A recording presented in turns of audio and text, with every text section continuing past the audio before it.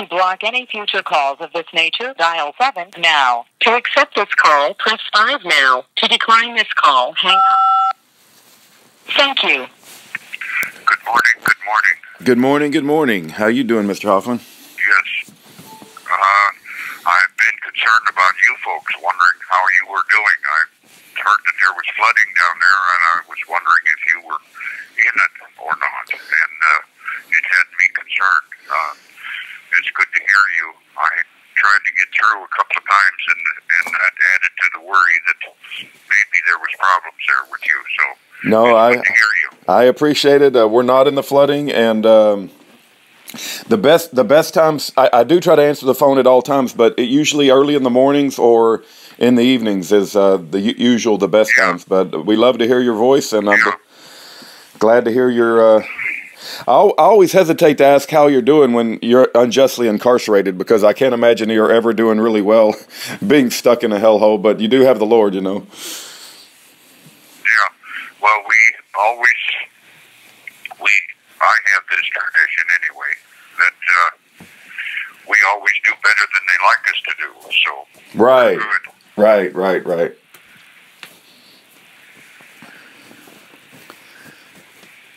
Anyway, thank you for helping Agnes get that website located and figured out and straightened out and stuff, and all the other things. We're still in the process of looking for an attorney. We've had lots of contact with attorneys, but everybody's money. They don't. Nobody wants to do civic duty, which is something that I always did when I was out there. I've had several civic jobs. I was an employment interviewer when I first started out. My second job out of high school, I was a summer job for Colville, Washington State Employment Security Department in Colville, and there were 3 girls and me that worked together, and we went from 54th office numbering in contacts and job placement to number 1 inside of 6 weeks. So we did our job good in a rural community type setting where people were looking for hay-handers and things like that to help out with the farm in different places. Even got some youngsters to help some elderly with fencing and stuff, and both learned quite a bit on it. Yeah, that's great. That's great. Yeah. I've never heard the term hay-hander. Is that like hey, hand me this, hey, hand me that? What's a hay-hander? Yeah. Okay. I kind of figured that. Well, when on the reservation there, when we'd have hay to pick up and stuff, and didn't have the manpower to do it, my adopted mother would go over with me to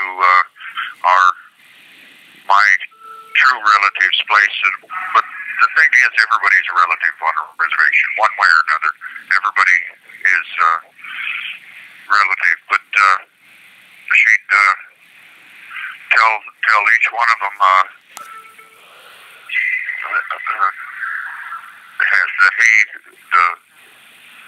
the work is $10 a day, and all you can eat, and I might even throw in a case of beer for all of you if we get enough of you. There you go. There you go. So we had probably 1,500 to 2,000 bales at a time that we had to do. I did a sprinkling system where I had to move sprinkler pipes up and down the line on the alfalfa that we had.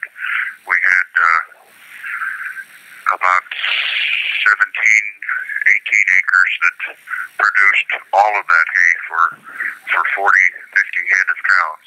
So it was four 4 times in a summer season that I would we would have hay enough to be able to cut and bale. Oh, one thing I did want to tell you, Mr. Hoffman, I've just recently learned about. I've recently learned about 3 different options for prisoners to get free King James Bibles. So if you need one, or if any of your, anybody inside needs one, I've got an address that they can write to, and they'll send them back a free Bible. Or I can. There's one option that will allow me to request on their behalf. So just let me know. And I just found that out recently. Okay. I have a youngster here that was with me at Walla Walla and got moved in here just about the time that Agnes come to visit and stuff, in the middle of her visits, and we connected up again. It's kind of difficult in the areas with this, the way they run this system, but I'll try to get a hold of him and give him your address and number so that he can contact you then. Okay. That's one that I know of, and I'll see if there's any others here that are interested in it. I'm sure that there are. Great. Yeah, I found three different organizations that do that, and they all come highly recommended. So I want to make sure we take advantage of their generosity, at least get everybody a Bible, a King James Bible, Yes. That would be good. That would be good. They need more of that in their life here. Yeah. We have so little of anything like that. Are there a lot of yeah. Is there a lot of Muslims? Is there a lot of Muslims in prison? You probably Korans and Muslims. We're looking at probably maybe 30% here, if that. I don't see too many. There's 2 or 3 in the unit out of 300. So. Oh, okay. All right. There's not too many. Yeah, there's not so many. But I do have a good connection with them. They've always been appreciative of one who carries the Janupa for the native circle. Yeah. So very good. That's always been a blessing for me. Very good. How have you folks been doing? Everything going well? Well, we got this prison ministry where we advocate for, prisoners that have been either sentenced for too long or they're just innocent. And it's, the phone rings quite often, Patrick, and the DOJ, the Department of Justice, and the FBI, and our judicial system is really, really bad. So we get not only do we get the good guys that recognize what's going on, that it's, that there's a lot of innocent people in prison, but we attract the bad guys, and they're trying to justify, so it's a war. It's a constant war all the time, Yeah. Yes. Now, I heard, and I've seen on the news that our Attorney General, Bob Ferguson, has made it so that there is no more death penalty in the state of Washington. And along those same lines, they have also then stopped life without possibility of parole for juveniles that are incarcerated, that usually have received that sentence up until now. I think that there's going to be a movement there. I had Agnes, when I told her of that, put together a paperwork on our case and sent to him. She got that sent out yesterday. It took her a week to put together her thoughts on the cover sheet on it and stuff. And just after she sent that out, then I heard that there was a change in the juvenile life without thing, so that it's being abolished, and the next thing is to have it abolished for everyone, because all it is another death sentence inside the prison, and they're at a point to where they understand the liability involved in that, and they're trying to move away from that. Yeah. It's a sad thing. It's a sad thing for anyone to pass away in prison, but if it's part of your sentence, then it becomes a burden on the state, and that's the state is supposed to be a higher entity, so to speak, than that. Instead of wallowing in the quagmire just like the criminals and everything else, and being part of that, they're supposed to be above that. But in this state, it's a little loose. Yeah, no, I understand. You know, the judges and the lawyers are making so much money from this corrupt system. It really is going to take a movement of the people to change it. It's going to you can't fix the system within the system. You've got to victims never win. You've got to come. Yeah. It's got. I understand completely. Yeah. You're on the right track. Yes. There's just way too much involved. In fact, I was seeing something on the TV about, my tribal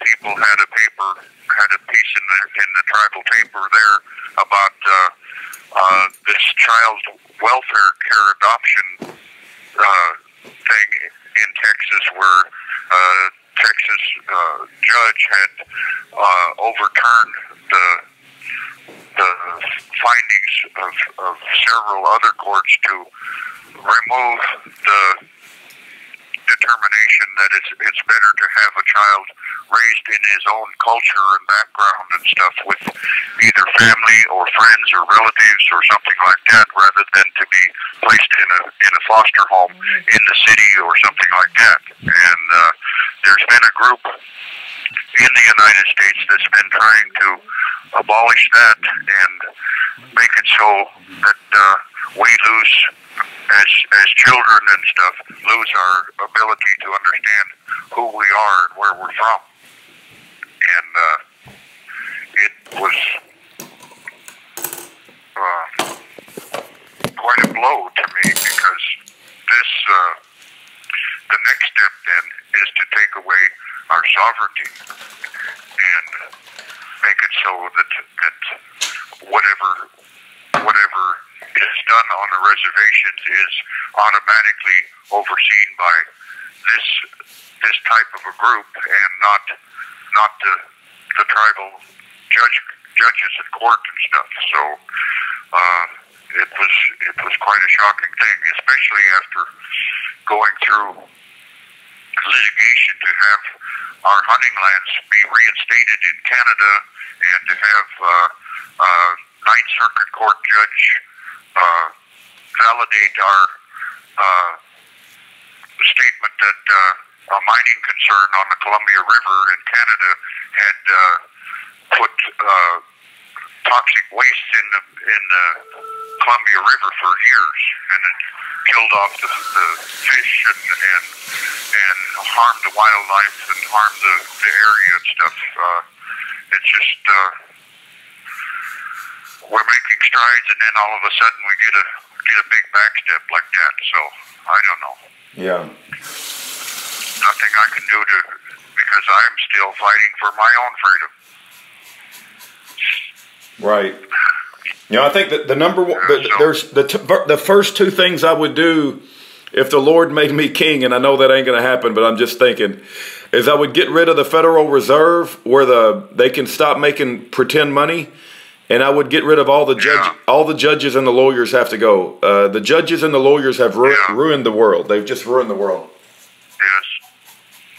Well, and there's really no need for all of these prison guards that are in the federal and the state prison systems to be doing what they're doing.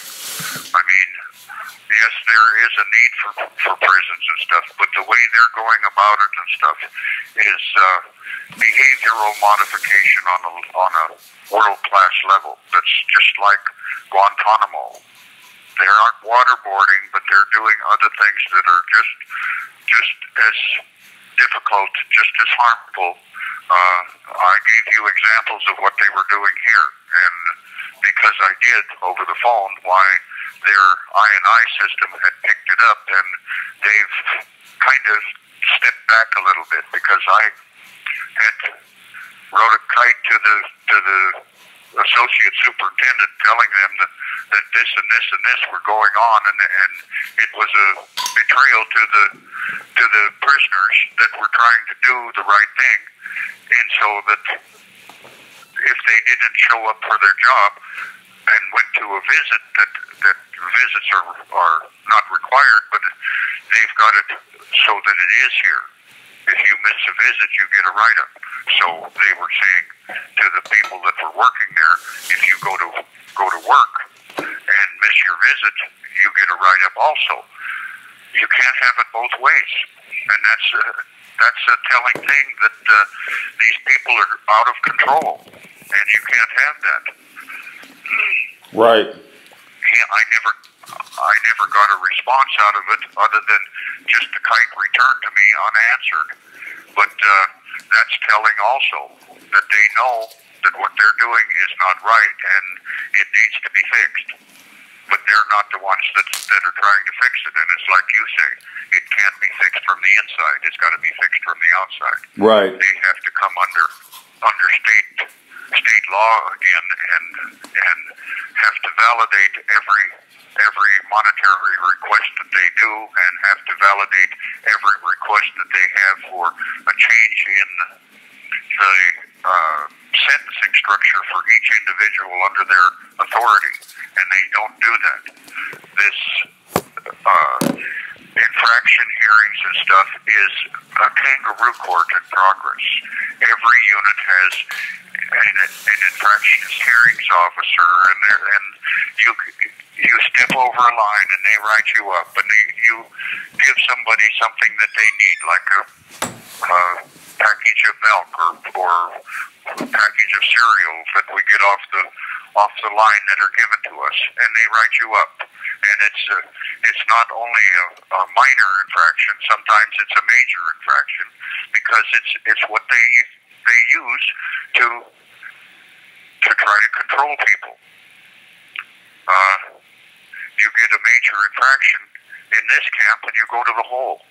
And when you come out, you get shifted to another unit. And it's a round robin of stuff that is unnecessary. Yeah. You get the same effect. You get the same effect if you shut the door and tell them don't come out. They've got locks on the door that fix it so that you can't come out until they let you. So why do you have to be drugged to the hole? So that they can put their hands on you and gaffle you up and make you like a cur dog in a kennel. And they get a kick out of that because they get to strip you naked and parade you around, and oh my goodness. You know, yeah, it's the dehumanization, and they try to take away your dignity. The other thing, you know, you mentioned giving somebody a box of cereal. I've also heard giving somebody a pen that the pens were freely available in the law library, so they just handed one guy handed a pen to another, and he got a write up. And then I've also heard that, you know, the guy raised his voice to the librarian, which is absurd.